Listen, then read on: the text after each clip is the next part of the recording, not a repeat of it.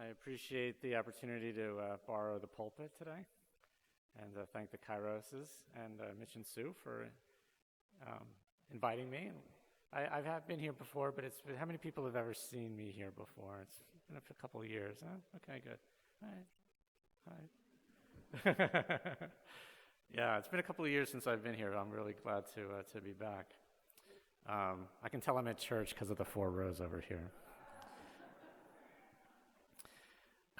So the organization that I run is called Kansas Interfaith Action. So I'm going to give you a little acronym. It's called KIFA, K-I-F-A. So when I say that, you'll know what I mean. And we were established in 2016 as a voice of faith-based public policy advocacy in Kansas. So I'm going to explain what that means over the course of the next few minutes. But we were filling in a gap in Kansas politics because when you think of faith and public policy in Kansas, you tend to think of the very conservative religious voices.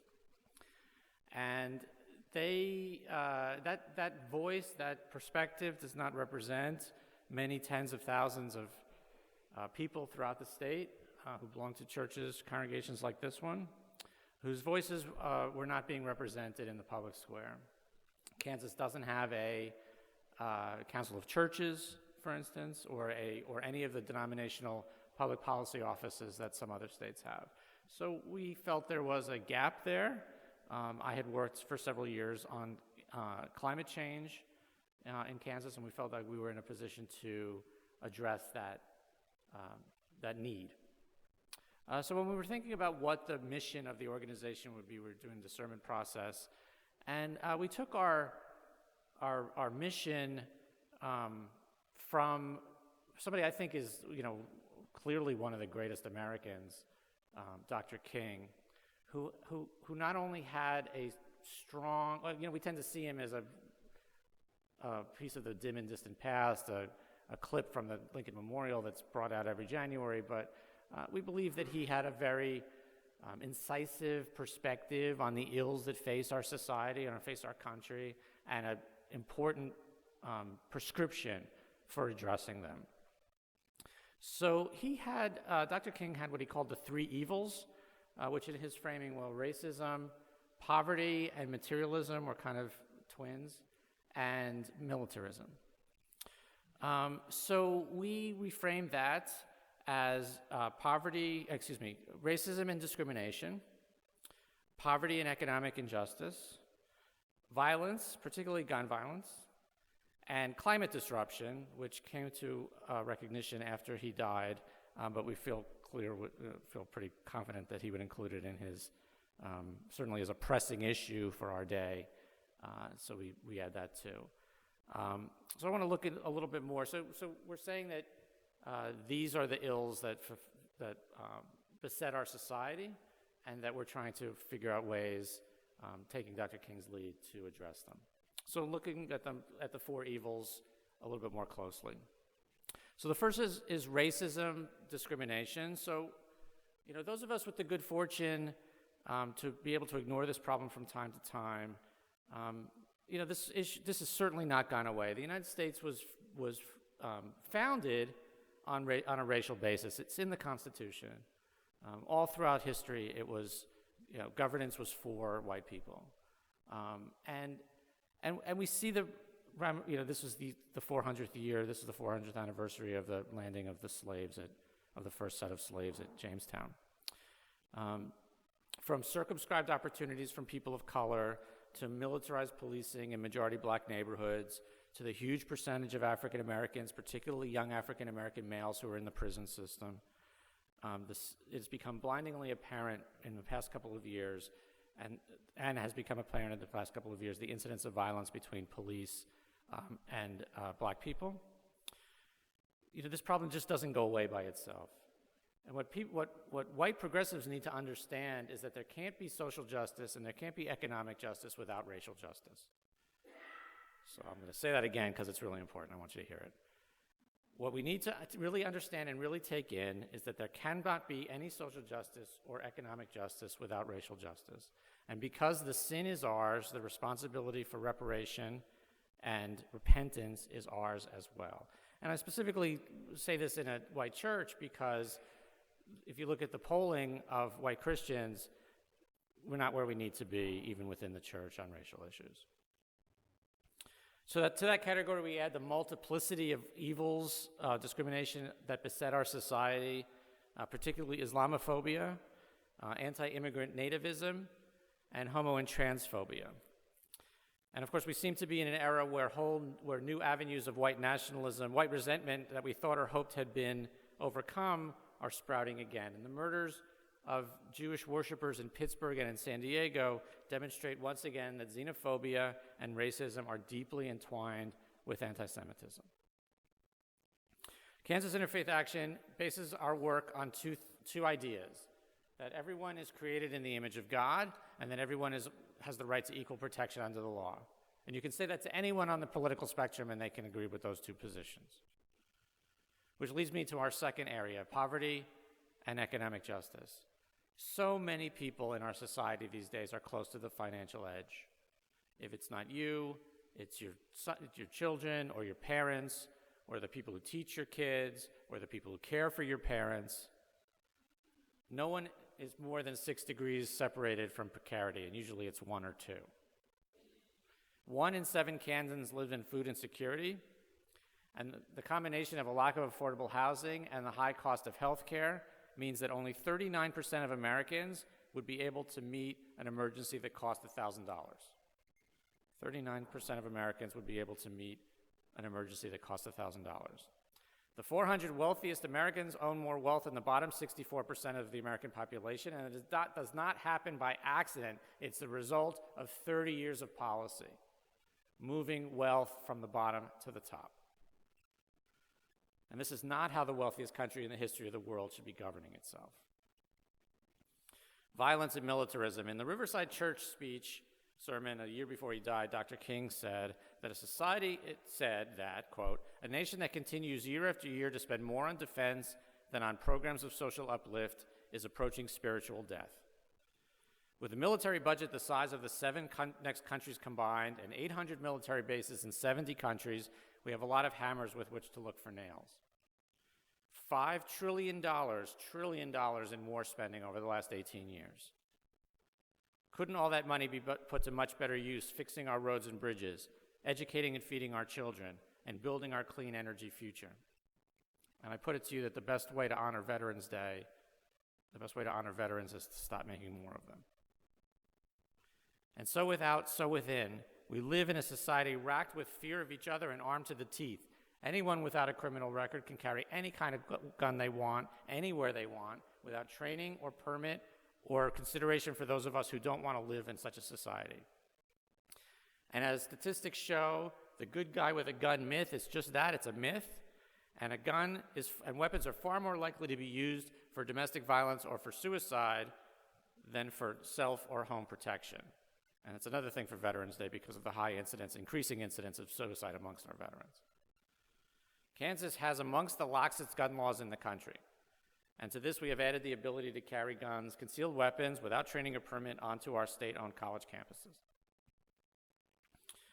And to Dr. King's 3 evils, we add a 4th, climate disruption. The way that lest we forget, in the midst of all the other problems that beset our society, but the way that we are powering our society is causing changes in the very atmosphere, in the very chemistry of the atmosphere, with repercussions that we become more aware of with every 500-year flood or hurricane or wildfire. Scientists say that we have maybe a dozen years, 15 years, to completely decarbonize our economy before climate change becomes irreversible, and even with 30 years of warnings, we have barely begun. So these are not separate issues. These are interrelated issues. So we buy a bunch of stuff we don't need because energy is cheap, which contributes to climate change, which leads to natural disasters, which leads to refugees, which we respond to by racist bans and military action overseas. I think of somebody in Houston, so a working person in Houston, who scratches out a corner of the American dream, maybe buys a house. So then a climate-charged hurricane comes and knocks out the house. If they don't have flood insurance, which they probably don't, then they're completely lost. Or the Bahamas this summer, where the island was destroyed by another climate-charged hurricane. And when people tried to come to this country to try to rebuild, they were met with racist immigration enforcement. We treat the earth as if it is only for our use and pleasure, and we treat other people and other species as means to our ends as well. And I know that Americans are very hopeful and optimistic people, but I want to point out here that we don't know that we're going to be able to do anything about all of this, right? A lot of us are feeling a lot of grief about all of this, especially about climate change. And that's a good feeling to bring to church. But we know that if we don't do anything, then the worst will happen. We don't know if we do something that the best will happen, but we know that if we don't do anything, that the worst will happen. And that's our motivation.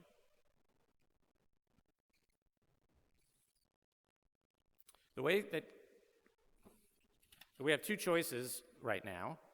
We build our walls higher, defending ourselves and our family from the consequences of our own actions, defending our relative privilege from those on the other side of it, or we find common cause with those who are victims of the four evils, in the hopes that together we can develop the political will to address the systemic nature of the four evils.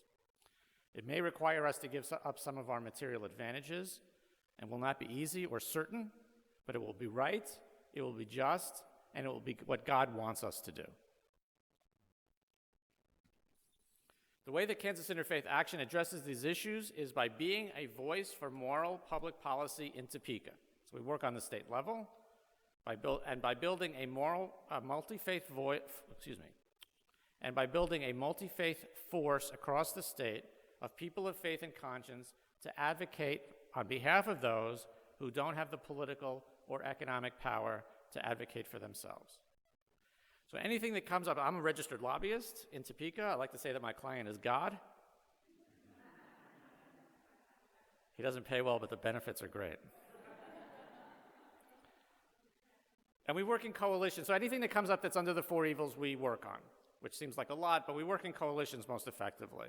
So some of the coalitions we're working on are the one about Medicaid expansion, which I'm sure some of you have heard about, criminal justice reform, voting rights, payday loan reform, climate and clean energy. So we're like the faith voice of these coalitions. So whenever anybody needs somebody in a collar, they come to me. And that's the most effective way for us to be working, and we're modeling multi-faith, multi-issue. So there's four reasons why we do this work in churches, in congregations. The first is that we come from a long line of teaching about care for the less fortunate. So the quote from Isaiah is only one of dozens and dozens of examples in Scripture of God telling us to care for the less fortunate. The widow and the orphan and the stranger. The stranger, by the way, is the immigrant. Treat the immigrant as you treat yourself, as you treat a member of your society. Our Scriptures mean what they say when they tell us that we're supposed to care for the poor. And in body, too, not just in spirit. The second is that churches have a unique moral positioning in their communities, a moral authority. If a pastor or if a social justice committee or if a denomination says something about an issue, it means something to somebody.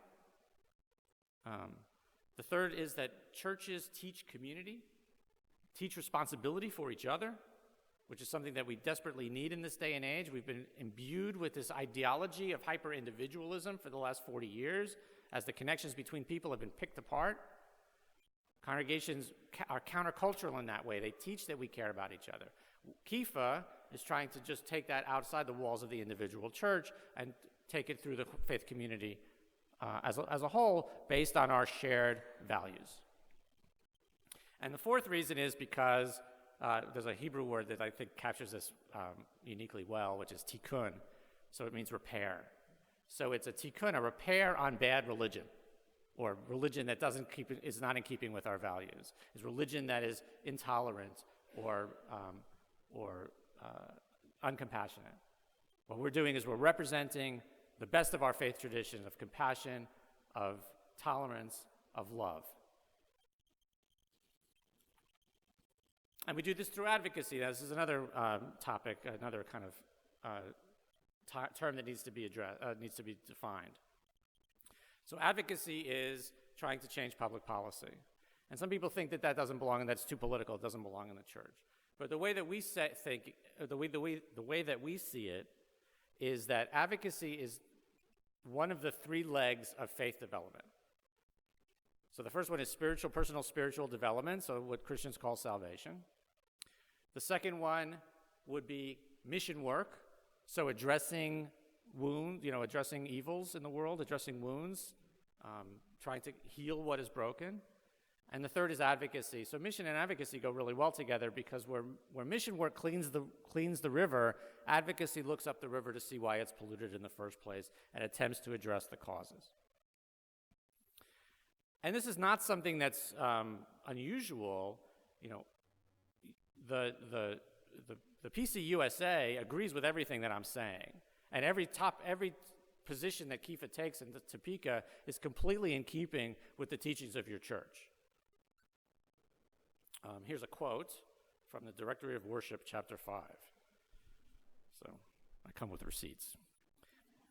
God sends the church to work for justice in the world, exercising its power for the common good, dealing honestly in personal and public spheres, seeking dignity and freedom for all people, welcoming strangers in the land, promoting justice and fairness in the law, overcoming disparities between rich and poor, bearing witness against systems of violence and oppression, and redressing wrongs against individuals, groups, and peoples. So the energy that fuels this work, that fuels standing against injustice, that fuels our ability to sit with our pain and heartbreak, that fuels our ability to build within ourselves the capacity to grow, to get over ourselves, and to put ourselves out into the world, is love. It's humility over arrogance, it's sharing over hoarding, it's patience as opposed to aggression, it's cooperation as opposed to competition, it's communal over individual, it's nonviolent over violent, it's the force in the universe that enables deliverance and salvation. We can call it God, we can call it love. But it's not love as an emotion, it's love in action, for as Cornel West says, justice is what love looks like in public. Kansas Interfaith Action works in the state legislature and in and through communities of faith to bring the voice of faith and conscience into our political life. To do this, we need your support, your willingness to reach out to your neighbors and to your legislators, your willingness to come to Topeka to show commitment and strength, your willingness to support this work financially. So after the service, I'll be in the hall. We'll have a sign-up sheet if you want to get emails from us. Please sign up. I also have cards for you to take home with our contact information. I would love to stay in contact with you. The bigger we are, the more influential we can be. I'll also point out, and we'll do an event plug here, that on Tuesday night, this coming Tuesday, at 7 p.m. at Old Mission United Methodist Church, we're having what we call a Faith and Public Policy Forum, which is a panel discussion with issue experts on a variety of the issues facing Kansas. So some people have, churches sometimes have candidate forums. This is an issues forum. So it's experts and advocates working on things like child poverty and gun sense legislation and climate and clean energy, the whole kind of range of issues that we've talked about. So if you want to hear more about those specific issues and where we are in Kansas and what the prospects are for 2020, please come Tuesday night, 7 p.m. at Old Mission UMC, which of course is on Shawnee Mission Parkway. So we don't have any idea if we'll succeed, or how much we'll succeed. We have strong forces arrayed against us, but there's a rabbinic text which I love to bring, which says that it is not incumbent upon you to finish the work, but neither are you free to desist from it. And maybe, just maybe, if we truly come together in a godly effort, we will build a world where every one of us, rich and poor, black or white, gay or straight, Muslim, Christian, Buddhist, atheist, or Jew, we can, as Dr. King concluded his talk at Riverside Church over 50 years ago, if we will but make the right choice, we will be able to speed up the day all over America and all over the world, where justice will roll down like waters and righteousness like a mighty stream. Please join us in this sacred work. Thank you.